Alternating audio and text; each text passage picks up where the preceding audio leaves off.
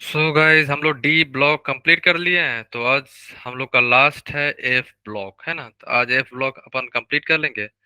तो उसके बाद मूव करेंगे केमिकल काइनेटिक्स में, है ना। ठीक है। तो एफ ब्लॉक में आपको दो सीरीज दिखेगा। एक तो होती है हमारी लैंथेनॉइड सीरीज, दूसरी होती है एक्टिनोइड सीरीज, है ना। 4F सीरीज और 5F सीरीज अपन बोलते हैं इसे, है ना। तो लैंथेनॉइड को क्या बोलते हैं हम लोग? 4F series. ठीक है। 4F सीरीज का जनरल इलेक्ट्रॉनिक कॉन्फ़िगरेशन जो होती है हमारा, याद रखना आप लोग। जीनोन 4F1 से 14 तक, 5D1 से लेके, या बोल सकते हो 0 से लेके 1 तक, है ना। 0 से लेके 1 तक। और हमारा होता है 6S2। ठीक है।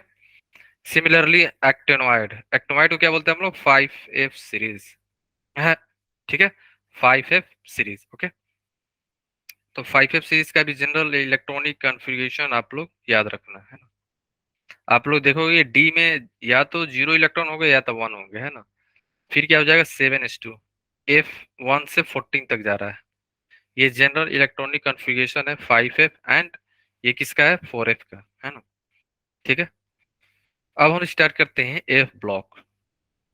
एफ ब्लॉक आप कैसे बताओगे कि पर्टिकुलर एलिमेंट जो है एफ ब्लॉक में है? तो इसके लिए आपको ये ध्यान रखना होगा कि लास्ट इलेक्ट्रॉन जो है, अगर एफ ऑर्बिटल में मूव कर रहा है या एफ ऑर्बिटल में जा रहा है, तो पर्टिकुलर एटम क्या है? एफ ब्लॉक में पाया जाएगा, है ना। या आप बोल सकते हो एफ ब्लॉक एलिमेंट है वो। कैसे? लास्ट इलेक्ट्रॉन हम लोग चेक करते हैं कि एफ सबसेल में जा रहा है कि नहीं। ठीक है। क्लियर है। तो दो टाइप के होते हैं, lanthanoid and actinoid series. Clear है। लैंथेनॉइड में 14 इलेक्ट्रॉन, 14 एलिमेंट होते हैं हमारे। एंड एक्टिनोइड में 14 एलिमेंट, दोनों में सेम होते हैं। ठीक है। लैंथेनॉइड को लैंथेनम बोलते हैं हम लोग, लैंथेनम, है ना। एक्टिनोइड को एक्टेनम। ठीक है। तो लैंथेनॉइड सीरीज क्या होता है, अब हम लोग स्टार्ट करते हैं। ठीक है। लैंथेनॉइड को हम लोग जनरल सिंबल से रिप्रेजेंट करते हैं, एल एन, एल और एन। ठीक है। कैपिटल एल और स्मॉल एन से अपन रिप्रेजेंट करते हैं लेंथेनॉइड को, है ना। तो जनरल इलेक्ट्रॉनिक कॉन्फ़िगरेशन जो होगा इसका क्या हो जाएगा? N-2 F1 से 14, N-1 D0 से 1 NS2। ये हमारा हो जाएगा general electronic configuration for lanthanoid series, है ना। किसका है? लेंथेनॉइड सीरीज का जनरल इलेक्ट्रॉनिक कॉन्फ़िगरेशन है। ठीक है। क्लियर है सबको? फाइन। अब हम चलते हैं इलेक्ट्रॉनिक कॉन्फ़िगरेशन देख लेते हैं लेंथेनॉइड का। ठीक है। क्लियर है। तो देखो लेंथेनॉइड तो आपको पता है, ये यहाँ पे एल से स्टार्ट होगा, है ना। और एल यू पे एंड करता है हमारा। एक चीज आप ध्यान रखना है यहाँ पे, कुछ जो है हमारे एक्सेप्शनल है ना। सी हुआ हमारा। ठीक है। और आप देखोगे हमारा एक्सेप्शनल जीडी होता है। ठीक ना। लास्ट में एलयू है, क्यों? इसके पीछे ये रीजन है कि आप अगर लेफ्ट टू राइट जा रहे हो तो नंबर ऑफ इलेक्ट्रॉन जो है एफ सबसेल में बढ़ेंगे ना, है ना। जैसे एल है। ठीक है। एलए में अगर आप चेक करोगे, इलेक्ट्रॉन जो है यहाँ पे एलए के केस में, आप लोग को ध्यान देना होगा। एलए क्यों स्पेशल केस है यहाँ पे कि 0 1, यहाँ पे 0 1 3 4 5 6, है ना। ये चीजें रिपीट हो रही हैं। तो ये अगर आपको कोई पूछे कि इलेक्ट्रॉनिक कन्फिग्रेशन निकालो, तो 4F का, 5D का, 6S का, अगर ये याद रहेगा ना आपको, तो किसी का भी लेंथेनाइट सीरीज का आप लोग इलेक्ट्रॉनिक कन्फिग्रेशन बता सकते हो। ठीक है। ये आप ध्यान रखना, ओके। फाइन। तो 4F अगर आप एल का देखोगे 0 होता है, सी का क्या होता है 1, है ना। पी आर का क्या होता है 3 आ जाता है यहाँ पे। नंबर ऑफ इलेक्ट्रॉन एफ में कितने होते हैं 3, बट 5D में यहाँ पे हो जाता है 0। क्या होते हैं? 0 होते हैं। ठीक है। क्लियर है। ये आपको याद रखने का एक टेबल मैंने बना रखा है आपके लिए, सो दैट आप आपसे अगर कोई पूछे कि इलेक्ट्रॉनिक कन्फिग्रेशन निकालो, तो आप अगर ये याद रहेगा टेबल तो आप बता सकते हो, है ना। ठीक है। देखो डी में तो या तो 0 होगा या तो 1 होगा। ठीक है। देखो डी में या तो 0 होगा या तो 1 होगा, है ना, तो ये आप ध्यान रखना है, ठीक है। 6s में देखो सब में 2 है, इसमें कोई दिक्कत नहीं है। 6s वाले में, एस सबसेल में 2 इलेक्ट्रॉन है, इसमें तो कोई प्रॉब्लम नहीं है। मेन दिक्कत आएगी डी और एफ में। डी में भी नहीं आएगी। डी में अगर देखो तो बाकी में 0 है, कुछ कुछ में है, जैसे जीडी में 1 है, एल ए में 1 है, सी में 1 है और एल यू में 1 है। बाकी सब में देखो 0 है, तो ये भी याद हो जाएगा हमारा। एफ बस आपको याद करना पड़ेगा, ठीक है। क्लियर है ना। अगर आप वैसे भी देखो कि जितने भी एलिमेंट है ना लेंथ नाइट वाले, उनमें से सभी में 0 इलेक्ट्रॉन होते हैं डी में, एक्सेप्ट एक्सेप्ट अगर आप देखोगे हमारा सी में, जीडी में और एलयू में, ठीक है। 3 इलेक्ट्रॉन है जहाँ पे 0 नहीं होते, 1 होते हैं, है ना। सी हुआ हमारा, जीडी हुआ और एलयू में। Okay, clear. अब हम चलते हैं ऑक्सीडेशन स्टेट। एक चीज याद रखना, यहाँ से इंपॉर्टेंट क्वेश्चन कभी कभी पूछ लिए जाते हैं कि most common oxidation state of lanthanide series का 3 होता है मोस्ट कॉमन। सबसे कॉमन, सबसे ज्यादा कॉमन जो होगा +3 होगा। वैसे तो +4 भी होगा, 5 भी होगा, 6 भी होगा, बाकी भी होंगे, बट कॉमन जो होंगे वो +3 होंगे, ठीक है। क्लियर है, तो लिख लो। +3 तो होंगे, बट +2 +4 भी शो करेंगे, है ना, तो लिख लो यहाँ पे however however they may show they may show +2, +4 oxidation state, ठीक है। इन ऑक्साइड इन ऑक्साइड फॉर्म, कहाँ पे, ये आपको याद रखना है। PrO2 में, या आपको NdO2 में, या आपको TbO2 में, ये आपको याद करना पड़ेगा। यहीं पे ये शो करते हैं +2 एंड +4, ठीक है। क्लियर है, ये याद करने का चीज है ना, ये याद रखना आप लोग, है ना। +2 +4 किस में शो करेंगे आपको, PrO2 में, NdO2 है, TbO2 है, DyO2 में, है ना, ठीक है। ओके, और एक चीज और नोट में लिख लेना है यहाँ पे। नोट में ये लिखना कि जो हमारा C4+ है ना, is a powerful oxidising agent. ये हमारा होता है powerful oxy is a powerful oxidising agent भी होता है, और आप बोल सकते हो पावरफुल ऑक्सीडाइजिंग एजेंट होता है। पावरफुल ऑक्सीडाइजिंग एजेंट कहाँ पे यूज होता है, and use in analytical chemistry. Analytical chemistry जब हम लोग करोगे ना आप, एनालिटिकल केमिस्ट्री, तो यहाँ पे हम लोग यूज करते हैं C+4 को, ठीक है। ठीक है, ये इसका यूज है। ओके, क्यों होता है ऑक्सीडाइजिंग पावर का, due to the more SiP। देखो SrP, इसका वैल्यू देखो कितना ज्यादा होता है। रीजन समझ गए ना आप लोग, SrP वैल्यू इसका ज्यादा होता है, ठीक है। क्लियर है सबको, किसी को डाउट है, एनीवन? क्लियर है। और SrP ज्यादा होने के चलते ये कैसा बिहेव करता है, ऑक्सीडाइजिंग एजेंट की तरह, ठीक है। ओके, और किसी को कहीं पे कुछ भी डाउट है, एनीवन? बोलो। और जैसे आपके पास U है, इसका इलेक्ट्रॉनिक कन्फिग्रेशन देखोगे 4f7 6s2 होता है। तो यहाँ पे जो U2+ है ना, U2+ है 4f7 इलेक्ट्रॉनिक कन्फिग्रेशन, है ना। 4f7 इलेक्ट्रॉनिक कन्फिग्रेशन होने के चलते ये क्या है हमारा, पावरफुल रिड्यूसिंग एजेंट। क्यों क्यों होता है, इसलिए होता है क्योंकि ये कन्वर्ट होना चाहेगा किस में, यू, ठीक है। ये पावरफुल रिड्यूसिंग एजेंट होते हैं, क्यों, क्योंकि हाफ, यहाँ पे क्या बन रहा है, हाफ इलेक्ट्रॉनिक कन्फ्यूजन हो रहा है ना यहाँ पे। Half field, half field electronic configuration हो रहा है ना यहाँ पे, इसलिए हाफ फील्ड इलेक्ट्रॉनिक कन्फिग्रेशन होने के चलते ये कैसा बिहेव करेगा, रिड्यूसिंग एजेंट को, रिड्यूसिंग एजेंट की तरह बिहेव करता है ना, एंड कन्वर्टेड इनटू U3+। और YB2+ भी कैसा होता है हमारा, रिड्यूसिंग रिड्यूस। एजेंट की तरह। ये ध्यान रखना आप लोग, ये छोटी छोटी बातें आपको याद करना पड़ेगा, है ना। ठीक है, U2+ भी, YB2+ भी रिड्यूसिंग एजेंट की तरह बिहेव करते हैं, है ना। सर, हाँ बोलो। ये EU2+ कॉन्फ़िगरेशन जो है वो 4F7 है, तो उसके बाद भी वो क्यों रिड्यूस करता है U3+ में?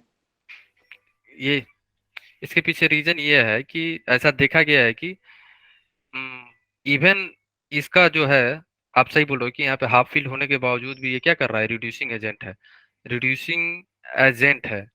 इसका मतलब ये खुद क्या हो रहा होगा, ऑक्सीडाइज हो रहा होगा, है ना। तो ऐसा हो सकता है कि एक्सपेरिमेंटली ऐसा देखा गया होगा कि U3+ जो है हमारा बनने के बाद स्टेबल हो रहा होगा, समझ रहे हो आप। इसका मतलब SRP जो होगा इसका, SRP वैल्यू क्या हो जाएगा, अगर रिड्यूसिंग एजेंट है तो इसका SRP से हम लोग एक्सप्लेन कर पाएंगे फिर। U2+ से U3+ में जा रहा है, इसका मतलब इसकी SRP वैल्यू क्या हो जाएगी, कम होगी, समझ रहे हो आप, यस है सर। ना। इसीलिए हो रहा है ये। आप सही बोलो कि अगर हाफ फील्ड है तो क्यों क्यों होना चाहेगा, नहीं होना चाहेगा ना फिर ये, लेकिन फिर भी होता है ये, due to the SRP region होगा यहाँ पे, है ना।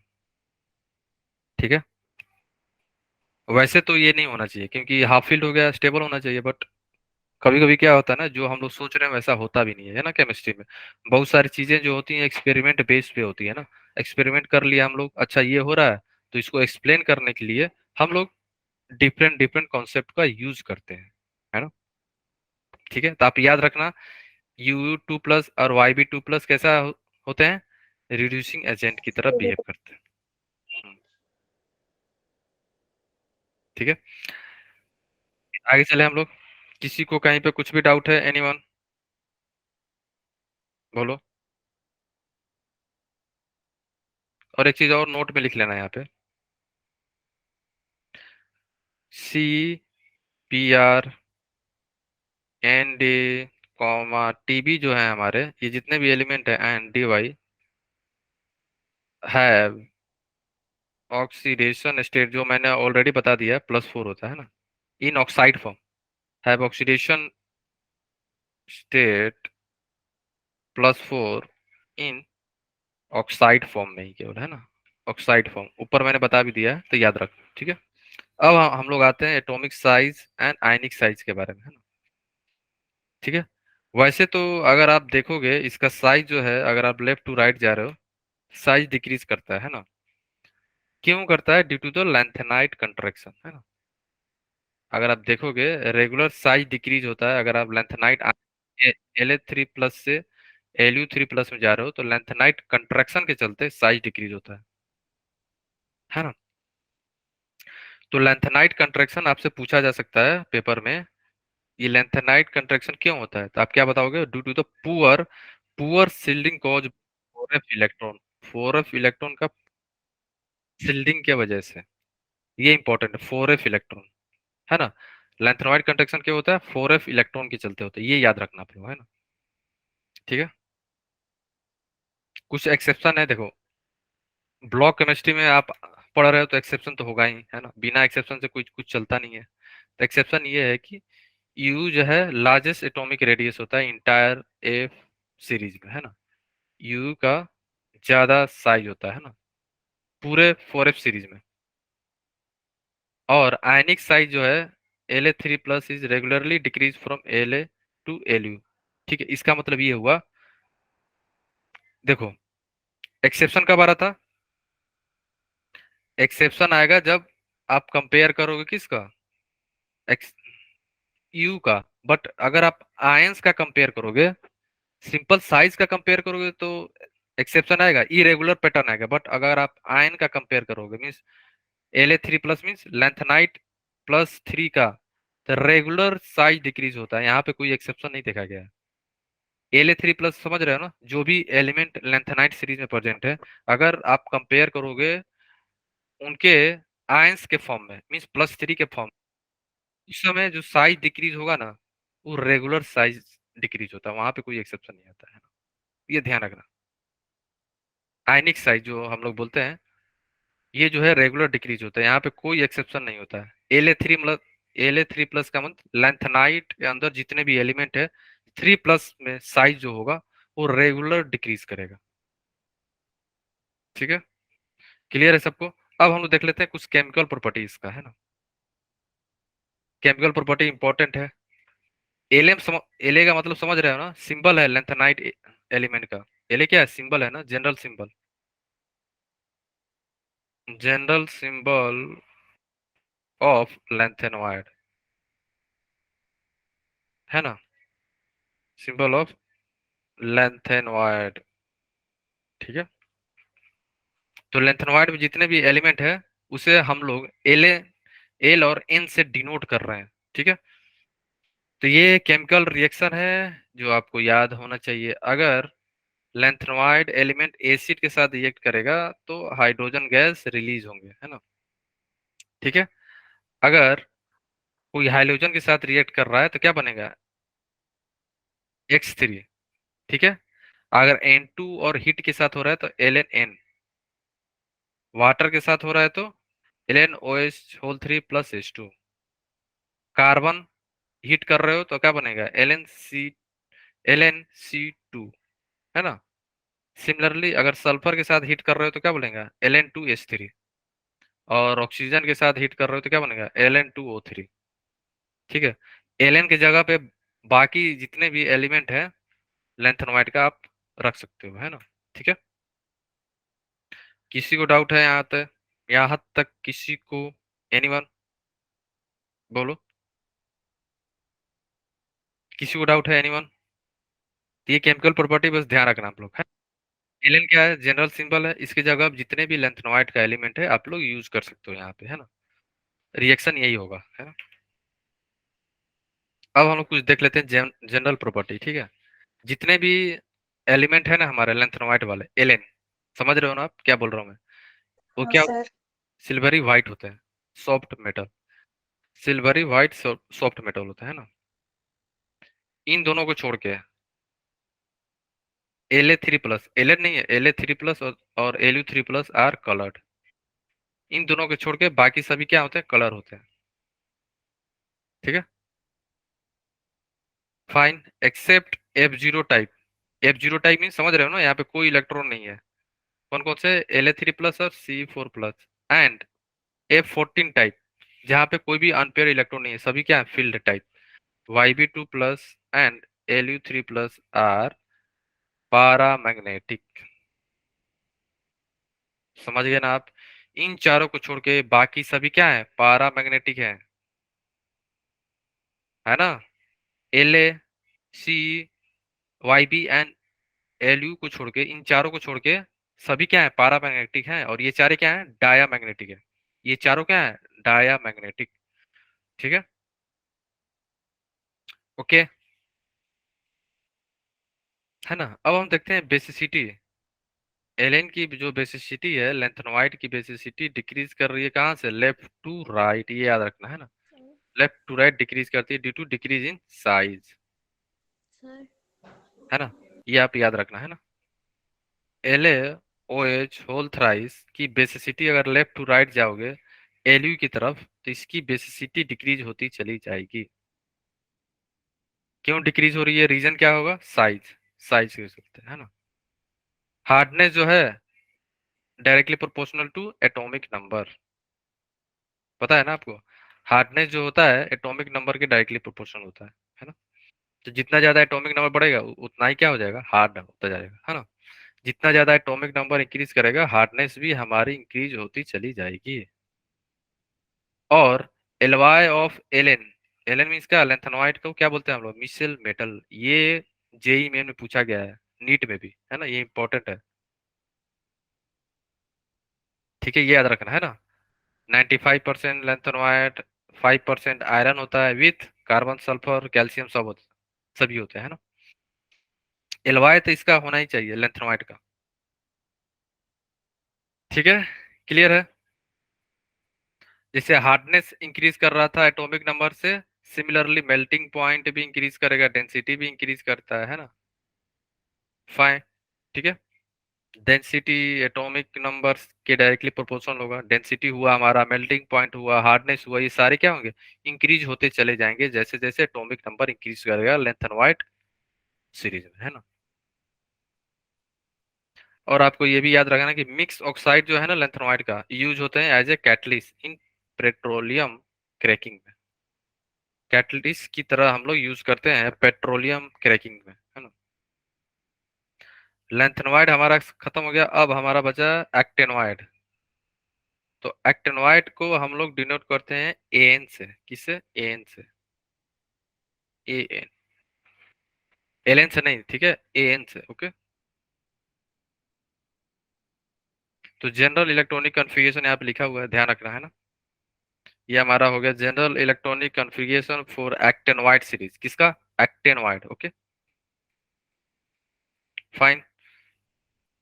सिमिलरली ये चीज आपको टेबल बना रखा है मैंने आपके लिए, तो आप, सो दैट आपको याद हो जाए, है ना। फाइन। तो इलेक्ट्रॉनिक कन्फिग्रेशन भी आप देख सकते हो, एक्टिनोइड से एला तक जा रहा है ना, इलेक्ट्रॉन कैसे चेंज हो रहे हैं। 5 में देखो, 7s में 2 इलेक्ट्रॉन फिक्स है, इसमें कोई दिक्कत नहीं है ना। 7s में नंबर ऑफ इलेक्ट्रॉन तो फिक्स है ना।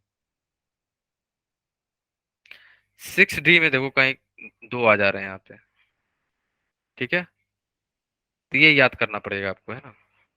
ये 1 1 1 0 0, फिर 1, फिर 0 0 0 0 0 1, ठीक है। तो ये ध्यान रखना। ओके, इलेक्ट्रॉनिक कॉन्फ़िगरेशन जो है 4f 6d और 7s क्या है, outermost shell, number of electron कितना प्रेजेंट है आउटर मोस्ट सेल में, वो मैंने यहाँ पे टेबल में बना के रखा है ना। अब जो इम्पोर्टेंट है ऑक्सीडेशन स्टेट हम लोग देख लेते हैं।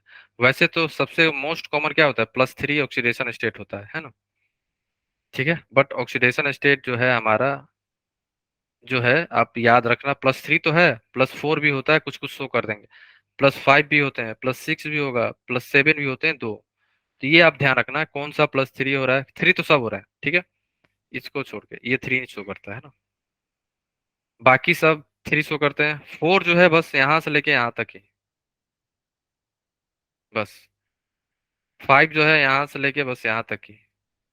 6 जो है यहाँ से लेके यहाँ तक ही, है ना। 7 जो है केवल दो, पीयू और एनपी जो है +7 शो करते हैं, मतलब +7 तक, 3 भी, 4 भी, 5 भी, 6 भी और 7 भी, सभी शो करेंगे ये। ऐसे अगर आप ये टेबल बना लोगे ना तो आपको ऑक्सीडेशन स्टेट याद हो जाएंगे, है ना। ऑक्सीडेशन नंबर जो है, कौन शो कर रहा है 3, कौन सा 4, कौन सा 5, कौन सा 6, ये सारे आपको याद हो जाएंगे, है ना। ठीक है, फाइन। किसी को डाउट है? यहाँ पे नोट में ये लिख लेना कि they show wide variety of, oxidation state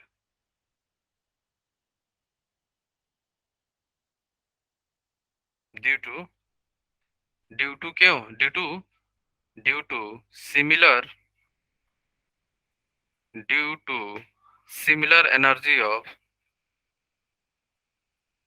अगर कोई पूछ सकता है कि आखिर क्यों शो करता है इतना वैरायटी ऑफ ऑक्सीडेशन स्टेट, तो क्या बोलोगे, due to the similar energy of 5 5f, 6d and 7s। Energy level जो है ना इनका, 5f हो या 6d हो या 7s हो, इनका एनर्जी लेवल सिमिलरली सेम होता है, इस चलते, है ना। रीजन याद रखना के।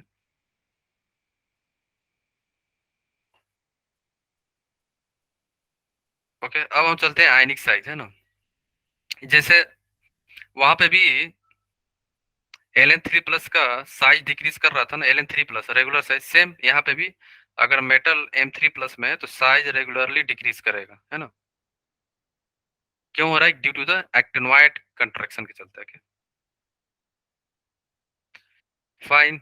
और एक चीज और लिख लेना नोट में कि एक्टिनोइड कंट्रैक्शन जो है हमें हमारा,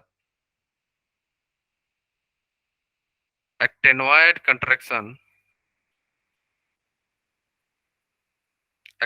contraction is less dominant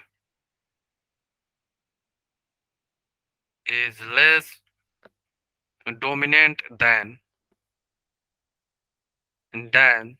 lengthenoid contraction. अगर कोई पूछता है कि इन दोनों में से सबसे पावरफुल कौन है तो क्या बोलोगे? लेंथेनॉइड, एक्टिनॉइड नहीं, है ना? ठीक है, इसके पीछे रीजन है कि क्योंकि 4f इलेक्ट्रॉन होते हैं ना यहाँ पे क्या होता है? f इलेक्ट्रॉन का बात होता है ना, ठीक है? यहाँ पे केवल 1 इलेक्ट्रॉन होते हैं f में, ठीक है? इसके पीछे रीजन यही है ना? वैसे अगर कोई पूछ दे तभी, है ना, कि लेंथेनॉइड कंट्रैक्शन ज्यादा पावरफुल नहीं होता है, एक्टिनो मींस लेंथेनॉइड ज्यादा होता है, एक्टिनॉइड नहीं होता है ना, ठीक है?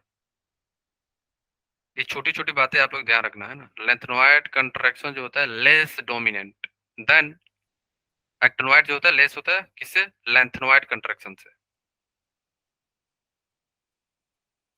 अब हम देखते हैं केमिकल प्रॉपर्टी। सेम जैसे हम लोगों ने लेंथेनॉइड का देखा, एक्टिनॉइड का भी वही है ना? एक्टिनॉइड को हम लोग डिनोट कर रहे थे किससे? एन से, है ना? तो अगर लेंथेनॉइड जो है हमारा मींस एक्टिनॉइड, एक्टिनॉइड अगर HCl के साथ रिएक्ट करेगा तो क्या बनेगा? AnCl3+H2। अगर हमारा एक्टिनॉइड ऑक्सीजन के साथ रिएक्ट कर रहा है तो क्या बनेगा? AN3O8। ये याद रखना इंपॉर्टेंट है ना? अगर नाइट्रिक एसिड के साथ रिएक्ट कर रहा है तो नो रिएक्शन, ये इंपॉर्टेंट है, स्टार मार्क है ना? रिएक्शन शो नहीं करता है ड्यू टू द, वहां पे ऑक्साइड लेयर बन जाता है, लेस रिएक्टिव हो जाता है ना, उसको बोलते हैं हम लोग नाइट्रिक एसिड जो है ऑक्साइड लेयर बना देने से रिएक्ट नहीं कर पाता है वो, ठीक है? क्लियर है? ठीक है, वहां पे एक आप बोल सकते हो कि प्रोटेक्टिव लेयर बन जाता है, इस चल इस चलते नाइट्रिक एसिड के साथ रिएक्शन नहीं होता है। ओके, नेक्स्ट जो है हमारा बेस के साथ भी रिएक्ट नहीं करेगा, सेम रीजन वहीं पे, प्रोटेक्टिव लेयर बनता है यहाँ पे भी। हॉट वाटर के साथ रिएक्ट करेगा तो क्या बनेगा? NOH whole thrice plus H2, है ना? हीट, अगर आप हीट कर दोगे हाइड्रोजन के साथ तो क्या बन जाएगा? AnH3। क्लियर है? फिर है हमारा एक्टिनोइड जो है, अगर आप हाइड्रोजन के साथ रिएक्ट करा रहे हो तो AnH3 बनेगा। जो इंपॉर्टेंट क्या है, नाइट्रिक एसिड के साथ रिएक्ट नहीं करेगा, नो रिएक्शन, और बेस के साथ NOH, ये इंपॉर्टेंट है, ध्यान रखना। NOH और बेस के साथ रिएक्ट नहीं करता है, और इससे क्वेश्चन बहुत बार पूछा गया है, तो आप लोग ध्यान रखना, है ना? ये इंपॉर्टेंट है, ठीक है? फाइन, नोट में लिख सकते हो क्यों नहीं होता है, नोट में लिख लो, अगर कोई आपसे पूछ ले क्या रीजन है, रीजन बताओ, तो लिख लो यहाँ पे। एक्टिनोइड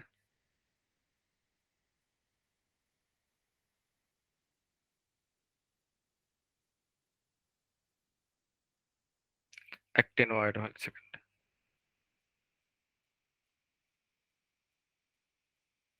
है ना? Actinoid do not react with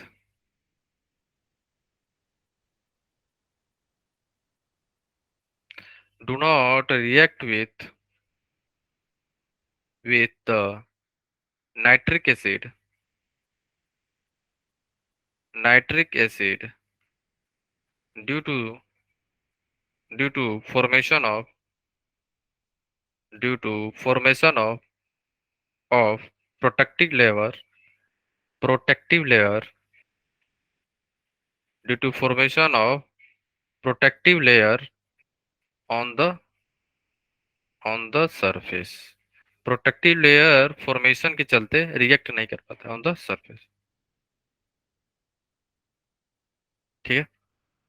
अब हम लोग देख लेते हैं कुछ जनरल प्रॉपर्टी, क्या क्या है, जैसे कि all are radioactive due to the instability. Unstable होते हैं इसलिए ये क्या होते हैं, रेडियो एक्टिव होते हैं, है ना। अनस्टेबल हैं, रिएक्टिव ही नेचर होते हैं, है ना। ठीक है, ये सारी चीजें याद रखना, ओके। और जो भी होते हैं ना यहाँ पे, ability to form stable complex, silvery white lustre, silvery white होते हैं, है ना। और ये मैंने ऑलरेडी बता दिया कि एक्टिनोइड जो है पैरामैग्नेटिक होते हैं ज्यादातर, मोस्टली, है ना, due to the unpaired electron. Okay, ठीक है, क्लियर है। अब कुछ देख लेते हैं एप्लीकेशन ऑफ डीएनए ब्लॉक कहाँ कहाँ यूज होता है ना। जैसे आपके पास अगर TiO2 है, कहाँ यूज करते हैं हम लोग, पिगमेंट इंडस्ट्री में यूज होता है ना। MnO2 जो है हमारा कहाँ यूज होता है, ड्राई सेल में। कोबाल्ट, सिल्वर, गोल्ड, ये सब क्या है, क्वाइंस मेटल है ना। V2O5 कैटलिस्ट में यूज होता है कहाँ पे, H2SO4 के फॉर्मेशन में, है ना। आयरन यूज होता है कहाँ, catalyst in Haber process, NH3 का फॉर्मेशन, किसका, NH3, है ना। AGBR फोटोग्राफिक में हम लोग यूज करते हैं। PDCl2 वेकर प्रोसेस बोलते हैं हम लोग, है ना। यहाँ पे क्या होता है, इथाइन को इथेनॉल में कन्वर्ट करते हैं, ये आएगा ऑर्गेनिक में, है ना। और हम लोग सबसे इंपॉर्टेंट, इससे क्वेश्चन पूछा जा चुका है मेंस में, जिगलर कैटलिस, पॉलीथीन में बनाने के लिए जिगलर कैटलिस का फॉर्मूला याद रखना इंपॉर्टेंट है, वेरी वेरी इंपॉर्टेंट, ठीक है। TiCl4+AlCH3 होल थ्राइस, ये जिगलर कैटलिस है, आप लोग याद रखना, ओके। ठीक है गाइस, सो हम लोग क्लियर है। तो इसी के साथ हमारा ए ब्लॉक भी कंप्लीट हो गया है।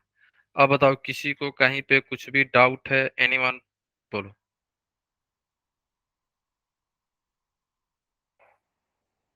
बोलो किसी को। देखो ए ब्लॉक से तो क्वेश्चन बहुत कम पूछे जाते हैं मेंस में, है ना। बट आपके बोर्ड में पूछे जाएंगे तो NCERT आप जरूर देख लेना, है ना। और और एक चीज और ध्यान रखना, अब हम लोग केमिकल कैनेटिक्स स्टार्ट करेंगे, उससे पहले आप लोग GOC जरूर देख लेना, है ना। ठीक है, GOC का रिकॉर्डिंग जरूर देख लेना जब तक केमिकल कैनेटिक्स चलता रहेगा। उसके बाद हम लोग डायरेक्ट हेलो एल्केन हेलोरेंस में हम लोग स्टार्ट करेंगे। ठीक है, सभी लोग रिकॉर्डेड लेक्चर जरूर देख लेना मेरा, है ना।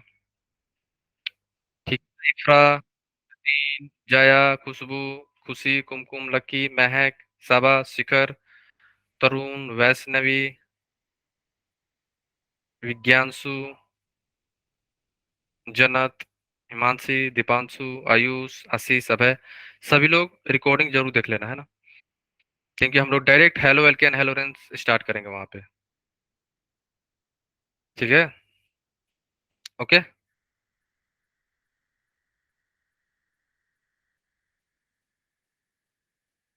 हाँ देख लेना, ओके। ठीक है गाइस, सो मिलते हैं नेक्स्ट सेशन में, तब तक के लिए okay, bye bye, take care and keep learning and keep smiling.